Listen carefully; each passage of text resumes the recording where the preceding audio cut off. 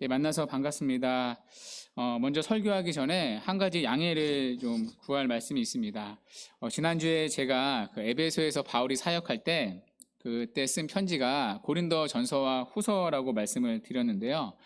제가 이제 그 순장반 모임을 다시 이렇게 준비하고 확인하는 과정에서 제가 틀렸다는 것을 발견했습니다. 네, 너무나 다행인 게 아무도 모르고 계셔서 다행인지 모르겠습니다만 제가 틀려서 다시 알려드리려고요. 그래서 PPT를 좀 보여주시겠어요? 감사합니다. 예, 그 바울이 에베소에서 사역할 때 이제 그 고린도에 편지를 3번 보냈습니다. 첫 번째 보낸 편지는 분실돼서 지금 없어요. 그리고 두 번째 보낸 편지가 이제 고린도 전서로 우리에게 지금 성경책에 남아 있습니다. 자, 그리고 제가 말씀드린 대로 그 후에 한 번 더 에베소에서 고린도로 편지를 보냈습니다. 3번째 편지를 보냈는데요.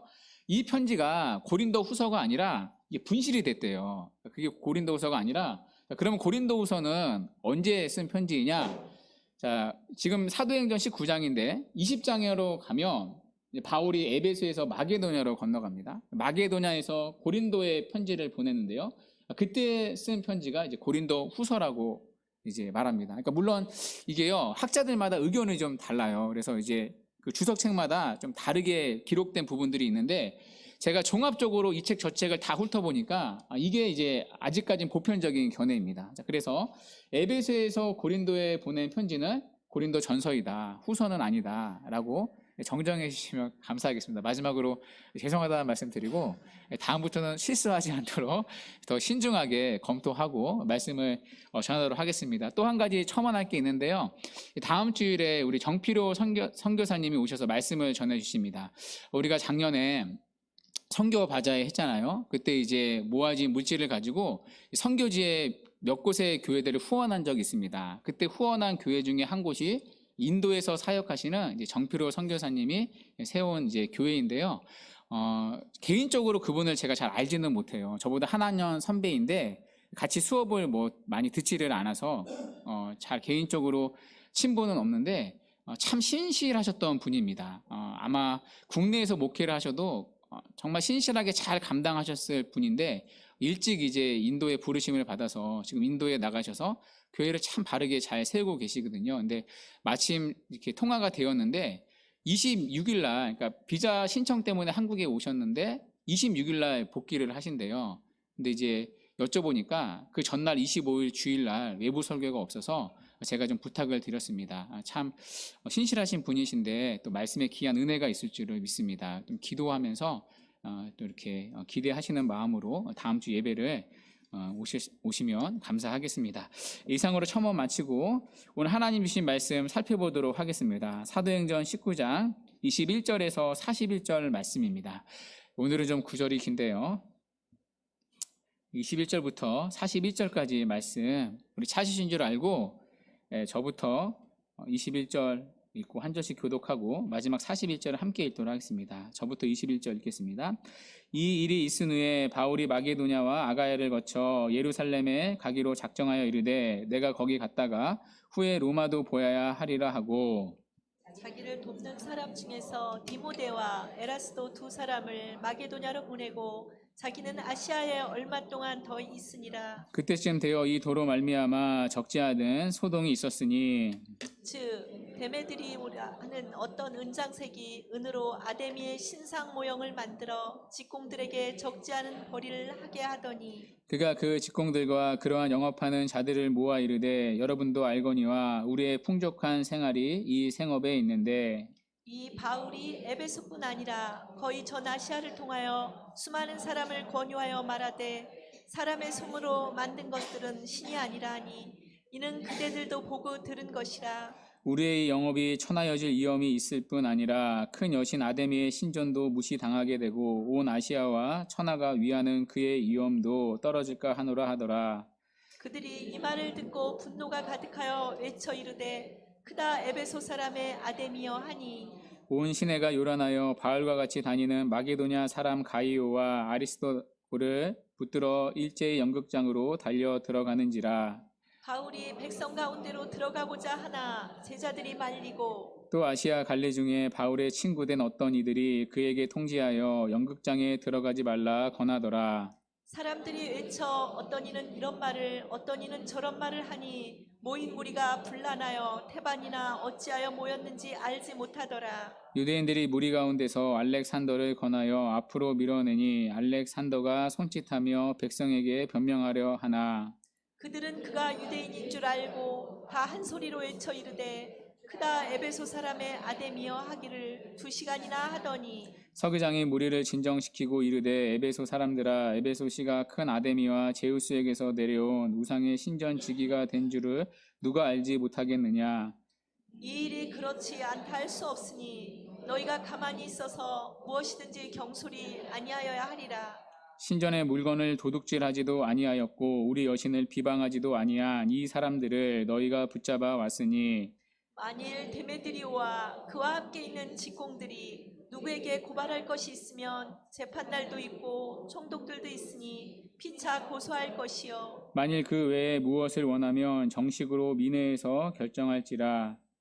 오늘 아무 까닭도 없는 이 일에 우리가 소요 사건으로 책망받을 위험이 있고 우리는 이 불법 집회에 관하여 보고할 자료가 없다 하고 41절 함께 읽겠습니다. 이에 그 모임을 흩어지게 하니라. 아멘. 오늘 본문은 이제 에베소 사역의 마지막 내용입니다. 마지막 내용은 에베소에서 일어난 소동을 다루고 있습니다. 자, 오늘은 그 소동의 현장으로 함께 가보겠습니다. 그런데 그 전에 먼저 살펴볼 지도가 하나 있습니다. 21절에 나오는 지도인데요. 우리 본문 21절 다시 한번 우리 함께 읽도록 하겠습니다. 21절 시작. 이 일이 있은 후에 바울이 마게도냐와 아가야를 거쳐 예루살렘에 가기로 작정하여 이르되 내가 거기 갔다가 후에 로마도 보아야 하리라 하고. 아멘. 여러분, 이 21절은요 바울의 남은 선교 계획입니다. 지도를 한번 실제로 보시겠어요? 자, 바울은 지금 에베소에 있습니다. 에베소에 있고요. 이제 에베소를 떠나 이제 저기 왼쪽 위에 보시면 상단에 보시면 마케도니아가 있죠. 마게도냐입니다. 마게도냐는 아시죠? 빌립보, 데살로니가 그리고 베레아가 있는 지역입니다. 자, 이어서 그 밑으로 내려가서 아가야, 빨간색의 아가야 지역 보이시죠? 이 아가야에는 보시다시피 고린도 교회가 있습니다. 자, 그리고 나서 어디로 들어가느냐? 오른쪽 가장 밑에 하단에 보시면 예루살렘으로 이제 가려고 했습니다. 여기서 질문이 생깁니다. 자, 왜 바울은 예루살렘으로 가려고 했을까요? 자, 바울은 자, 여기 보시면 안디옥 보이시죠? 수리아 안디옥에서 선교를 출발했습니다. 자, 그런데 수리아 안디옥 교회로 돌아가는 게 아니라 그 밑에 있는 예루살렘으로 돌아갈 계획을 가지고 있습니다. 자, 왜일까요? 자, 이때 예루살렘에 기근이 발생했기 때문입니다. 자, 그래서 바울은 특별 구제 헌금을 가지고 예루살렘으로 가려고 했습니다. 자, 실제로 바울은 이 특별 구제 헌금을 다른 교회들에게 요청한 적이 있습니다. 특별히 마게도냐와 아가야 지역의 교회들에게 헌금을 부탁한 적이 있습니다. 자, 그리고 그 헌금을 모아 가지고 예루살렘으로 가려고 했습니다. 자, 그걸 우리가요, 자, 다른 서신서들을 통해 확인할 수 있는데, 자, 고린도전서 16장에서 확인할 수 있습니다. 자, 고린도전서 16장 1절 함께 한번 읽어볼까요? 시작. 성도를 위하는 연보에 관하여는 내가 갈라디아 교회들에게 명한 것 같이 너희도 그렇게 하라. 아멘. 여러분, 고린도전서입니다. 자, 고린도전서는 자, 바울이 에베소에서 보낸 편지이죠. 자, 지금 바울은 에베소에 있습니다. 자, 이때 바울이 고린도 교회에 편지를 보내는데 요청한 게 있습니다. 자, 무엇이죠? 성도를 위하는 연보, 즉 헌금이었습니다. 자, 여기 성도는요, 예루살렘 성도를 말합니다. 그러니까 기근에 허덕이던 예루살렘 성도를 위한 구제 헌금을 고린도 교회에 부탁합니다. 자, 그 헌금을 가지고 예루살렘으로 가려고 했습니다. 자, 그걸 밑에 3절에서 확인할 수 있습니다. 3절 한번 띄워 주시겠어요? 자, 내가 이를 때, 자, 지금 에베소에 있는 바울이 자, 고린도 교회에 이를 때, 자, 그때 너희의 은혜를, 그러니까 즉 너희가 모은 헌금을 가지고 자, 어디로 가겠대요? 예루살렘으로. 자, 그런데요, 자, 고린도 교회에만 연보를 부탁한 게 아닙니다. 자, 그 위에 있는 마게도냐 지역의 교회들에게도 부탁을 했습니다. 자, 그걸 밑에 5절에서 확인할 수 있는데요. 5절은 함께 한번 읽어볼게요. 시작. 내가 마게도냐를 지날 터이니 마게도냐를 지난 후에 너에게 가서. 아멘. 마게도냐 지역에도 이제 구제 헌금을 부탁했습니다. 자, 그리고 바울은 에베소에 있잖아요.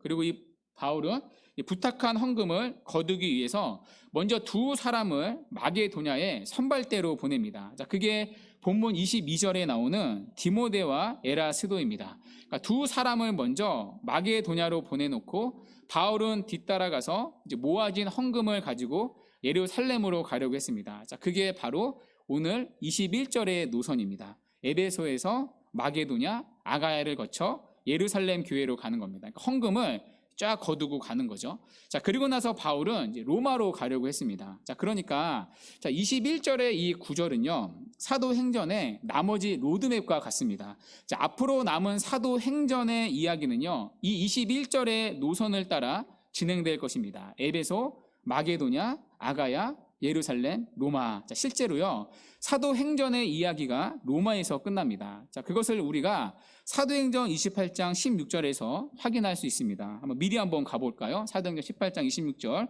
함께 한번 읽어보도록 하겠습니다. 시작.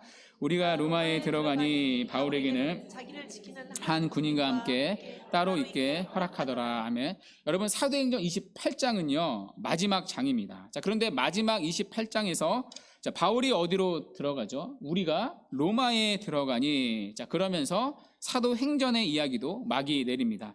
자, 그래서 우리가 이 21절의 지도를요 기억하시면 좋습니다. 이제부터는 이 지도를 머리에 딱 가지고 사도행전의 나머지 여행을 함께 따라가 보겠습니다. 자, 그런데 바울이요 이런 계획을 가지고 있을 때 에베소에서 소동이 일어납니다. 자, 먼저 소동을 일으킨 주범이 있습니다. 여러분, 누구이죠? 자, 본문 24절에 보시면 데메드리오라 하는 어떤 은장색이었습니다.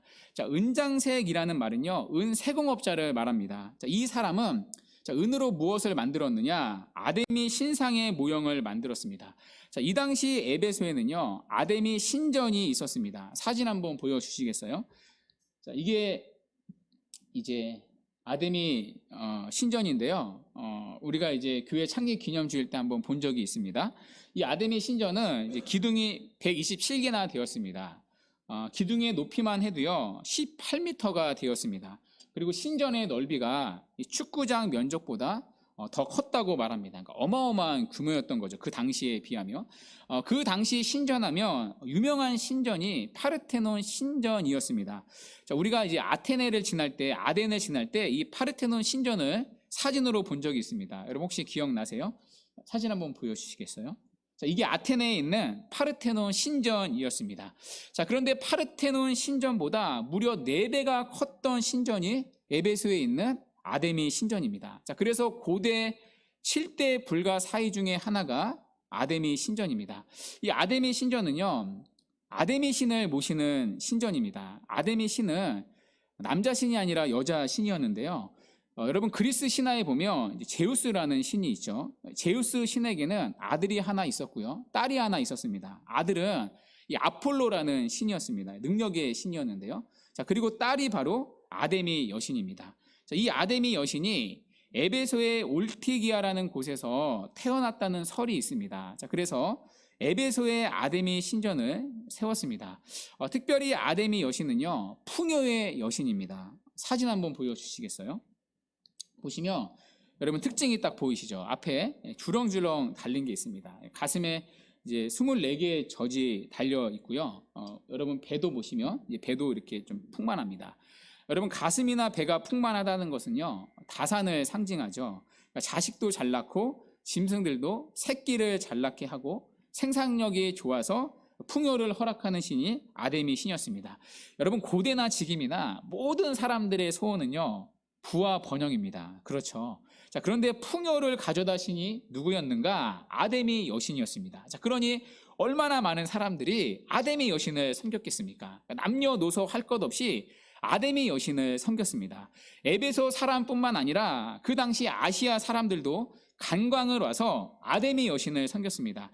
자, 그런데 이 아데미 여신의 모형을 만든 사람이 누구입니까? 바로 본문에 데메드리오라는 사람이었습니다. 자, 이 사람은요, 아마 아데미 여신 상인회의 회장 정도 되는 것 같습니다. 자, 이 사람이 아데미 신전의 모형을 만들어서 팔았습니다. 그러니까 아데미 아이템, 그러니까 피규어들을 만들어서 파는 거죠. 자, 그걸 사람들이 사 가지고 집으로 돌아갑니다. 돌아가서는 벽에 이렇게 홈을 파서요, 아데미 신전 모형을 모셔다 놓고 섬겼다고 합니다. 그러니까 거기다 절하고 소원을 비는 거죠. 그러니까 집집마다 방마다 아데미 여신의 모형이 있는 겁니다. 자, 그러니까 아데미 신상을 만드는 사람들이 얼마나 돈을 많이 벌었겠습니까? 에베소 사람들뿐만 아니라 관광객들이 다 사가는데요. 그러니까 떼돈을 벌었겠죠. 자, 그런데 어느 순간부터 매출이 확 줄어들었습니다. 자, 그 이유를 보니까 이 바울이 전한 복음 때문이었습니다. 그러니까 바울이 전한 복음 때문에 에베소 사람들이요, 주술책을 다 불태워 버렸습니다. 우리가 지난 시간 살펴봤죠. 주술을 하던 수많은 에베소 사람들이요, 주술을 끊었습니다. 주술은 미신이다. 예수 그리스도만이 우리가 섬겨야 할 주인이다. 다른 신들은 다 가짜이다. 사람들이 깨닫기 시작했습니다. 자, 그러니 더 이상 에베소가 섬기던 아데미 여신도 섬기지 않은 겁니다. 자, 그러다 보니까 아데미 아이템들이요, 더 이상 팔리지 않았습니다. 자, 그래서 매출이 반토막이 났습니다. 자, 이렇게 가다가는 문을 닫아야 할 수도 있습니다. 더 이상 아데미 신상을 가지고는 먹고 살 수가 없습니다. 자, 그래서 데메디료라는 사람이 어떻게 하느냐, 동정업계 사람들을 다 불러 모았습니다. 아데미 신의 모형을 만드는 사람들을 다 불러 모았습니다. 다 불러 모아서 이제 선동을 하는 연설을 했습니다. 자, 연설의 내용은 크게 세 가지였는데요. 첫 번째 내용이 25절 하반절에 나옵니다. 자, 우리는 이 아데미 사업을 통해 엄청난 부를 축적했다. 자, 그런데 둘째 26절에 바울의 가르침 때문에 우리가 쫄딱 망하게 생겼다. 바울은 사람의 손으로 만든 건 신이 아니라고 말하고 다닌다. 그 바울의 가르침 때문에 우리가 다 망하게 생겼다. 셋째, 그 결과 27절, 우리의 영혼만 망하는 게 아니라 위대한 여신 아데미 신전의 위엄이 땅에 떨어질 위기에 놓여 있다. 에베소의 자랑인 아데미 여신이 무시를 당하게 생겼다. 이거 진짜 큰일이다. 자, 그러니 바울의 일행을 가만두면 안 된다. 이 세 가지가요, 연설의 주된 내용이었습니다. 자, 그런데 핵심은요, 결국 돈 이야기입니다. 자, 겉으로는 아데미 신전을 위하는 것처럼 보이지만 아데미 여신의 위엄은 핑계에 불과합니다. 속내는 더 이상 우상으로 돈을 벌지 못하는 데 있습니다. 자, 그런데 노골적으로는 말하지 못하니까요, 종교적인 탈을 쓰고 우상을 섬기던 사람들을 선동했던 것입니다. 자, 그런데 이 선동이요, 기가 막히게 먹힙니다. 연설을 들은 사람들이 분노로 가득 차서 아데미 여신을 외치기 시작합니다. 크도다 에베소 사람의 아데미여 구호를 외치기 시작했습니다. 자, 이 구호는요, 이 당시 종교 의식이라고 보면 됩니다. 이 구호를 외치면서 자신들의 결의를 다진 거죠. 우리의 아데미 여신을 짓밟고 있는 바울의 일행을 가만두지 않겠다. 그러니까 자신들의 결의를 다졌습니다. 자, 그러면서 갑자기 분위기가요, 집회가 되었습니다. 그러니까 바울의 일행을 규탄하는 집회가 되었습니다. 자, 그러는 사이에 에베소 시민들도 점점 집회에 가담하기 시작했습니다. 자, 그렇게 온 도시가요, 삽시간에 큰 소동에 빠졌습니다. 자, 그렇게 선동을 당한 사람들이요, 이제는 바울을 잡으려고 했습니다. 자, 그런데 바울을 찾지 못했던 것 같습니다. 대신에 바울과 같이 다니는 두 사람, 가이오와 아리스도가를 붙잡았습니다. 자, 붙잡아서는 연극장으로 데리고 갔습니다. 그러니까 길거리에서 집회를 하던 사람들이 이제 우르르 연극장으로 가게 된 거죠. 사진 한번 보여주시겠어요? 여러분, 이게 이제 에베소에 있는 연극장입니다. 오늘날도 있는데요. 보시면 원형이 아니라 이렇게 반형으로 되어 있습니다. 앞에 무대가 있고 이제 무대에서 이제 공연을 하는 거죠. 다음 사진 한번 보여주시겠어요? 자, 에베소 연극장의 또 다른 사진인데요. 여러분 이렇게 보시면 아시겠지만 소극장이 아닙니다. 무려 24,000에서 5,000명이나 들어가는 곳입니다. 자, 그곳에서 이제 바울의 붙잡힌 일행 두 사람이 가득 찬 사람들에 의해 둘러싸여 있습니다. 자, 그때 바울이 그 소식을 듣고 극장 안에 들어가려고 했습니다. 자, 그런데 주위에 있는 사람들이 바울을 말렸습니다. 아마 바울이 위험해질까봐 말렸던 것 같습니다. 자, 그런데 재미있는 기록이 있습니다. 본문 32절에 보면요, 이 연극장에 모인 사람들이요, 왜 모였는지 자신들도 모르고 있습니다. 그러니까 사람들이 막 이렇게 쫓아가서 따라오긴 했는데 오고 나서 보니까 정신이 드는 거죠. 내가 왜 여기 모여있지? 옆 사람에게 물어보는 겁니다. 여기 왜 왔어요? 저도 모릅니다. 그러니까 서로가 왜 왔는지 모르고 있습니다. 자, 그렇게 서로 허둥지둥 되는데 이 사태를 악화시킨 사람들이 있습니다. 바로 유대인들이었습니다. 이 연극장에 모인 무리 중에는 유대인들도 있었습니다. 33절에 보면요, 유대인들이 알렉산더라는 사람을 내세워서 변명을 하려고 했습니다. 자, 어떤 변명을 하려고 했을까요? 바울의 일행을 보호하려는 변명을 하려고 했을까요? 아닙니다. 오히려 정반대의 변명입니다. 우리 유대인들은 바울과 한편이 아니라는 변명이었습니다. 그러니까 바울을 보호하려는 변명이 아니라 바울과 선을 그으려는 변명이었습니다. 에베소에 사는 우리 유대인들은 바울과 아무런 상관이 없습니다. 자, 그러니 우리들을 이 바울의 붙잡힌 일행과 같은 급으로 오해하지 말라는 변명을 하려고 했습니다. 그러니까 살아남기 위해서 아주 비굴한 자세를 취한 거죠. 자, 그런데 그것 때문에 사태가 더 악화가 되었습니다. 자, 왜냐하면 유대인들은 아데미 여신을 믿지 않았기 때문입니다. 자, 유대인들은 어쨌든 여호와 하나님을, 그리스도를 믿지 않았지만 여호와 하나님을 믿는 사람들이었습니다. 자, 그러니 유대인 알렉산더가 변명을 하려고 앞으로 나오는 순간 에베소 사람들이 전부 다 하나가 되었습니다. 그러니까 불을 지른 거죠. 모르고 모였던 사람들도 일사불란하게 하나가 되어서 아데미 여신을 외쳤습니다. 크도다 에베소 사람의 아데미여. 이 구호가요, 다시 연극장에서 힘차게 울려 퍼지기 시작했습니다. 마치 붉은 악마가 월드컵 경기장에서 대한민국을 외치는 것처럼 극장이 떠나갈 정도로 외쳤습니다. 자, 그것도 무려 2시간 동안이나 목이 터져라 외쳤습니다. 사태가 더 심각해진 것이죠. 자, 이러다 진짜 붙잡힌 바울의 일행이 큰일 날 수도 있습니다. 자, 그런데 이 모든 소동을요, 한 방에 잠재운 사람이 나타납니다. 바로 35절에 서기장이라는 사람이었습니다. 자, 여기 서기장은요, 에베소 도시의 최고 행정관이었습니다. 그러니까 주로 에베소 도시의 치안과 안보를 맡은 책임자였습니다. 자, 이 서기장이 나타나서요, 에베소 사람들을 진정을 시킵니다. 자, 그리고 나서 연설을 시작하는데요, 아주 차분하고 냉정하게 연설을 시작합니다. 자, 연설의 내용은 크게 4가지였습니다. 자, 첫 번째가 35절인데요. 우리 35절은 우리 함께 한번 읽어보도록 하겠습니다. 시작. 서기장이 무리를 진정시키고 이르되 에베소 사람들아, 에베소시가 큰 아데미와 제우스에게서 내려온 우상의 신전지가 된 줄을 누가 알지 못하겠느냐. 아멘. 자, 먼저 서기장은요, 이제 에베소 사람들의 기분을 맞춰줍니다. 그래야 이제 진정이 되니까요. 에베소 사람들의 자부심을 부추겨 주었습니다. 야, 너희들이 섬기는 아데미 여신은 큰 아데미이다. 큰 아데미라는 말은요, 위대한, 그레이트한 아데미라는 뜻입니다. 그러니까 아데미의 위대성을 인정해 주었습니다. 자, 그런데 그 큰 아데미와 제우스에게서 내려온 우상의 신전지기가 바로 에베소라고 말합니다. 그러니까 여기 큰 아데미와 제우스에게서 내려온 우상은요, 다른 실체를 말하는 게 아닙니다. 읽다 보면 이게 헷갈리는데요, 사실 번역이 좀 미흡하게 됐습니다. 같은 실체입니다.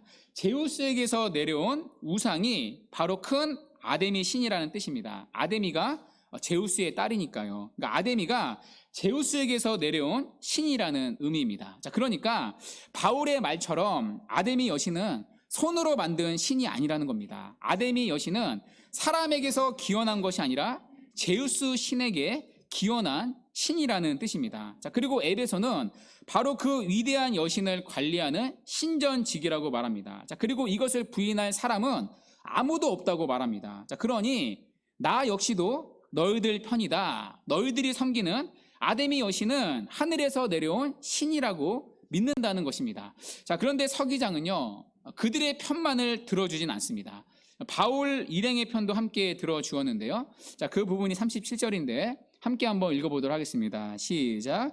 신전의 물건을 도둑질하지도 아니하였고 우리 여신을 비방하지도 아니한 사람들을 너희가 붙잡아 왔으니. 아멘. 자, 한마디로 이 바울의 일행은요, 에베소 신자들은 잘못이 없다는 겁니다. 너희들이 문제라고 잡아온 이 그리스도인들은 잘못이 없다는 겁니다. 왜냐하면 이들은 아담의 신전의 물건을 도둑질한 적이 없습니다. 그리고 또 하나, 아담의 여신을 모욕하거나 헐 뜯은 적이 없다. 그러니 이 사람들을 이렇게 붙잡아서는 안 된다고 했습니다. 그래서 셋째, 38절. 그런데도 너희가 억울하고 할 말이 있으면 정식 재판이 있지 않느냐. 총독 앞에서 할 수 있는 정식 재판이 있으니까 그때 고소를 하라고 말합니다. 아니면 민회에서 고소하면 된다고 말합니다. 여기 민회는요, 매달 연극장에서 열리는 시민회의를 말합니다. 그 민회에서 결정하면 되니까 그때 해도 된다고 말합니다. 그러니 넷째, 40절에 이 집회를 여기서 그만 해산하라고 말합니다. 이 집회는 아무런 까닭 없이 이유 없이 열린 불법 집회이기 때문입니다. 이 당시 에베소는요, 로마로부터 자치권을 얻어서 자치적으로 운영되는 도시였습니다. 그런데 로마는 소동을 일으키는 도시에는 자치권을 빼앗아 버렸습니다. 그런데 지금 이 불법 집회 때문에 소동이 더 커지면 로마한테 찍힐 수 있다. 그러면 자치권을 뺏길 수 있다. 에베소가 누리던 자유와 권리와 특권을 박탈당할 수 있다. 경고를 했습니다. 아마 이 바울의 이 마지막 40절 연설이요, 그들의 흥분했던 마음을 쉽게 만들었던 것 같습니다. 그러자 41절에 나오는 것처럼 이 모임이 빠르게 흩어지게 되었습니다. 이렇게 에베소에서 일어난 소동이 깔끔하게 정리가 되었습니다. 그러면서 바울의 에베소 사역의 이야기도 끝이 납니다. 그런데 오늘 우리가 본문에서 주목해야 할 부분이 있습니다. 바로 이 복음을 전하는 방식입니다. 오늘 극장에 붙잡힌 에베소의 신자들은 풀려나게 되었습니다. 풀려난 이유가 37절에 있죠. 우리 37절 다시 한번 띄워주시겠어요? 37절 보시면 그들은요, 신전의 물건을 도둑질하지 않았기 때문입니다. 그리고 아담의 여신을 그들이 보는 앞에서 모욕하거나 헐뜯지 않았기 때문입니다. 만일 반대로 그들이 신전의 물건을 도둑질했다면 그들은 에베소에서 복음을 전할 수 없었을 것입니다. 만일 그들이 복음의 열정이라는 이유로, 헌신이라는 이유로 신전의 물건을 훼손했다면 그들은 에베소에서 추방당했을 수도 있습니다.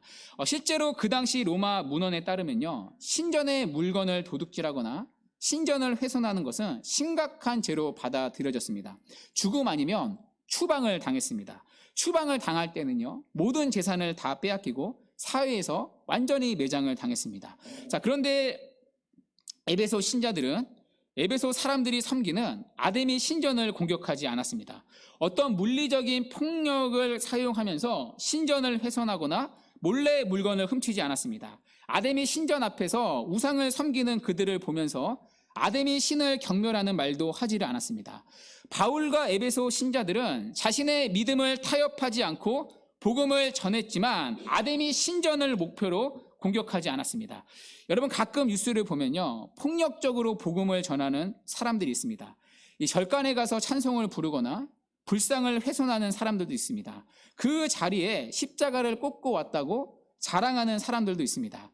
심지어 절의 방화를 저지른 사람들도 있습니다.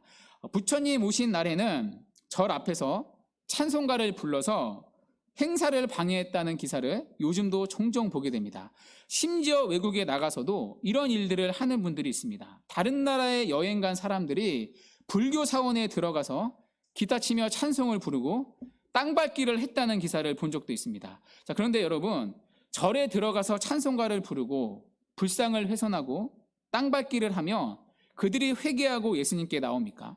여러분, 성경이 그런 복음의 전도를 가르친 적이 있습니까?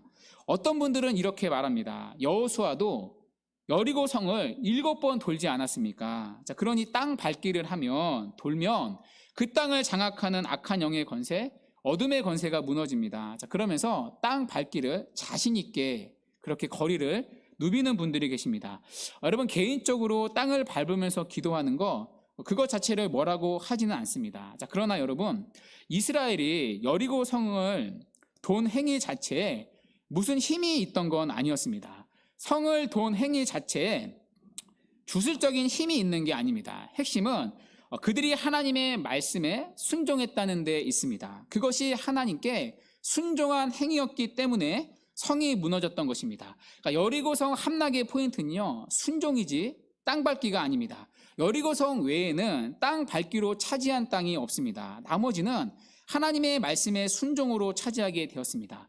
그 순종의 명령이 땅 밟기였던 거지 그것 자체에 무슨 힘을 가지는 게 아닙니다. 자, 그런데도 남의 절에 들어가서 땅 밟기를 하는 분들이 계십니다. 선교지에 가서도 땅 밟기 아니라 우르르 몰려다니면서 다른 사람 길 가는 거 방해하는 분들이 계십니다.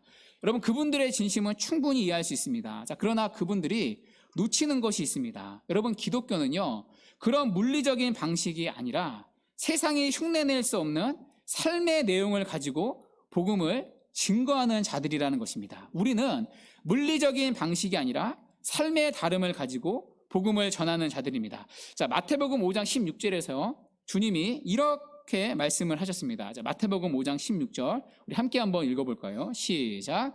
너희는 세상의 빛이니 이같이 너희 빛이 사람 앞에 비치게 하여 그들로 착한 너희 행실을 보고 하늘에 계신 너희 아버지께 영광을 돌리게 하라. 아멘. 여러분, 우리는요, 횃불이나 화염병이 아닙니다. 화염병을 던져서 저를 태우거나 불상을 훼손하는 자들이 아닙니다. 여러분, 우리는 화염병이나 레이저가 아니라 세상의 빛으로 부름을 받았습니다. 빛은요, 밝히는 거죠. 그 자리에서 밝히는 겁니다. 무엇으로 밝히는 거죠? 너희의 착한 행실을 보고입니다. 자, 그러면 그걸 보고 하늘에 계신 너희 아버지께 사람들이 영광을 돌리게 하라. 여러분, 착한 행실이라는 말은요, 윤리 도덕적인 삶이 아니라 하나님의 말씀대로 살아가는 삶을 말합니다. 우리가 신년 새벽기도 특세 때 살펴봤었죠. 하나님의 말씀대로 살아가는 삶으로 사람들 앞에 비추어져야 한다는 것입니다. 자, 그래서 저 사람은 다르다. 저 사람은 왜 저렇게 살까? 저 사람은 분명 우리에게 없는 것을 가지고 있는 것 같다. 저 사람은 이 땅이 전부가 아닌 것 같다. 저 사람은 다른 주인을 섬기는 것 같다. 그렇게 우리의 믿음의 대상과 삶의 목적을 묻게 만드는 것. 그래서 거룩한 소동이 일어나게 하는 것. 이것이 바로 복음을 전하는 방식입니다. 10번 찍어 안 넘어가는 나무가 없다는 식으로 매일 아침 저녁으로 찾아가서 예수 믿으세요. 좋은 말로 할 때 예수를 믿으세요. 안 믿으면 가만두지 않을 거예요. 그러다 안 믿으면 이 집을 비워주세요. 라는 식으로 되는 게 아닙니다. 물론 그렇게 전도되는 분들도 계시지만 너희의 착한 행실을 보고가 있어야 합니다. 여러분, 자녀들에게 아무리 교회를 다니라고 말하지만 착한 행실이 보이지 않으면 소동이 일어날 수가 없습니다. 교회를 다니라고 말은 하는데 자기들과 다른 게 하나도 보이지 않습니다.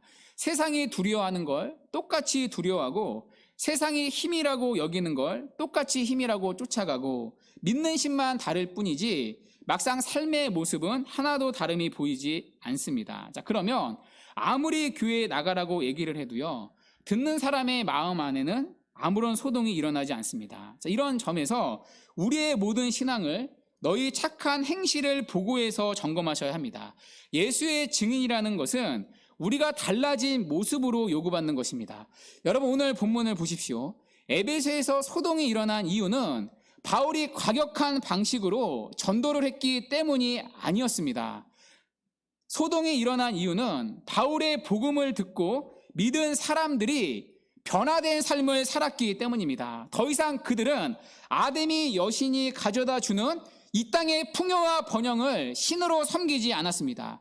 그들이 살아가는 삶의 목표와 기준이 예전과 같이 풍요와 번영이 아니었습니다. 자, 그러다 보니까 그들 때문에 우상 산업이 망하게 될 수도 있다는 위기감이 들었던 것입니다.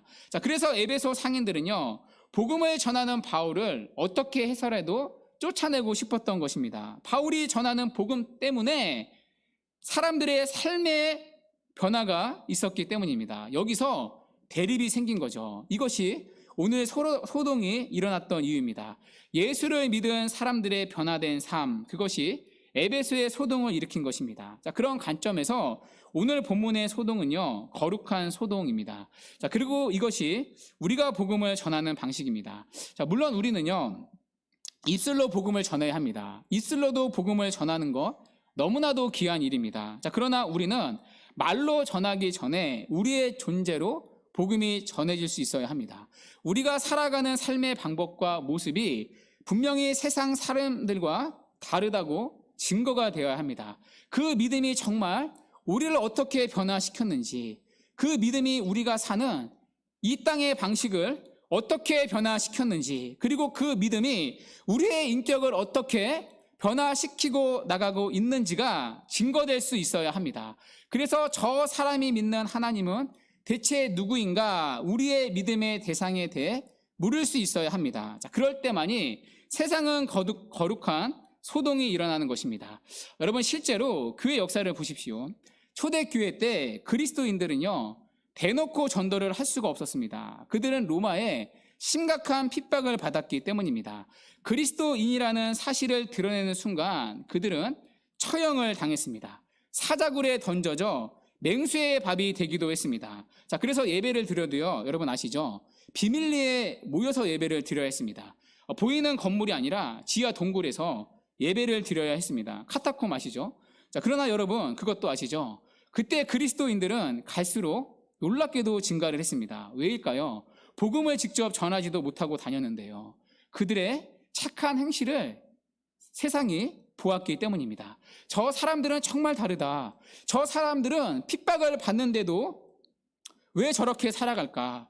저 사람들은 분명히 우리에게 없는 무언가를 가지고 있는 것 같다. 저 사람은 이 땅이 전부가 아닌 것 같다. 저 사람은 다른 주인을 섬기는 것 같다. 저 사람이 믿는 예수 그리스도는 진짜인가 보다. 로마 사람들 안에서 거룩한 소동이 일어났기 때문입니다. 실제로 초대교회 성도의 이런 삶의 영향력이 얼마나 놀라웠던지, 기독교를 엄청나게 핍박한 로마의 율리아누스 황제는요, 기독교인이 로마 제국을 장악할까 봐 두려워했다고 말합니다. 지하 동굴에서 몰래 예배를 드리는 그들을요. 자, 그래서 기독교는 정치적인 힘과 세력을 가지고 확장되는 공동체가 아닙니다. 여러분, 기독교 국가가 된다고 해서 예수를 잘 믿는 나라가 되는 게 아닙니다. 한간에는 기독교 정당을 만든다고 말하는 사람들이 있습니다. 국회에 장로들을 보내야 한다고 가르치는 사람들도 있습니다. 여러분, 기독교 정당을 만든다고 하나님 나라가 이 땅에 이루어지는 게 아닙니다. 여러분, 교회 역사를 보십시오. 오히려 로마가요, 기독교 국가가 되었을 때 기독교는 타락했습니다. 늘 기독교가 영향력을 가졌던 것은 착한 행실을 보고가 가능했을 때입니다. 하나님의 말씀대로 살아가는 삶을 세상이 눈으로 보았을 때, 그리고 그러한 진실한 성도들이 삶의 주변마다 있었을 때, 그 구별된 삶의 모습에서 세상은 늘 거룩한 소동이 일어났던 것입니다. 주 안에 사랑하는 여러분, 우리는 또다시 세상으로 파송되는 자들입니다. 이 예배가 마치면 예수 그리스도의 증인으로 또다시 세상에 파송되는 자들입니다. 자, 그런데 예수의 증인으로 살아간다는 것은 나 교회 다닙니다, 단순히 예수님 믿으세요 라고 전하는 게 아닙니다. 우리가 누구인지를 우리의 성품과 인생의 가치와 삶의 모습과 방식을 통해 전하는 것입니다. 현실에 부딪히는 모든 문제를 세상과 다른 신앙의 방식으로 풀어나갈 수 있어야 합니다. 자, 그래서 박연성 목사님은요, 인격의 제자 훈련이라는 책에서 이런 멋진 말을 하셨습니다. 전도는 우리가 가만히 있어도 전도이다. 무슨 일이든 일어난 일에 대해서 반응을 하면 그 일은 바로 전도여야 한다고 했습니다. 여러분, 참 멋있는 말씀이죠. 한편으로는 굉장히 부담되고 찔리기도 하는데요, 너무도 멋있는 말이어서 다시 한번 인용해 드리겠습니다. 전도는 우리가 가만히 있어도 전도이다. 무슨 일이든 일어난 일에 대해서 반응을 하면 그 일은 바로 전도여야 한다. 저 사람은 다르구나가 되어야 한다는 것입니다. 예수님의 말씀을 빌리자면 빛으로서 착한 행실을 보고가 되어야 합니다. 자, 그럴 때 거룩한 소동이 일어납니다. 자, 물론 이러한 삶이요, 쉽지만은 않습니다. 자, 그래서 우리는 주님의 도우심이 필요합니다. 무엇보다 믿음이 필요합니다. 세상과 다르게 살아갈 수 있도록 믿음을 구해야 합니다. 세상이 두려워하는 것들을 똑같이 두려워하지 않도록 믿음을 구해야 합니다. 하나님, 제가 세상 사람들이 섬기는 돈 때문에 비겁해지지 않게 해 주십시오. 하나님, 제가 세상의 명예 때문에, 권력 때문에 그 앞에 비굴해지지 않게 해 주십시오. 하나님, 제가 세상에서 고난받는 문제로 인하여 하나님을 모른다 하지 않게 해 주십시오. 하나님, 제게 이 땅이 전부가 아니라 더 낮고 영구한 천국이 내 앞에 있다는 사실을 믿음의 눈으로 날마다 보게 해주십시오. 하나님, 제가 제 혈기가 아니라 예수님의 성품을 닮아가도록, 예수님의 마음으로 반응하도록 예수님의 마음을 품게 해주십시오. 그래서 한 주도 예수 그리스도의 증인으로 살아가는 은혜를 주십시오. 여러분 기도하셔야 합니다. 자, 그럴 때 세상과 다르게 살아갈 수 있는 힘이, 믿음이 위로부터 부어집니다.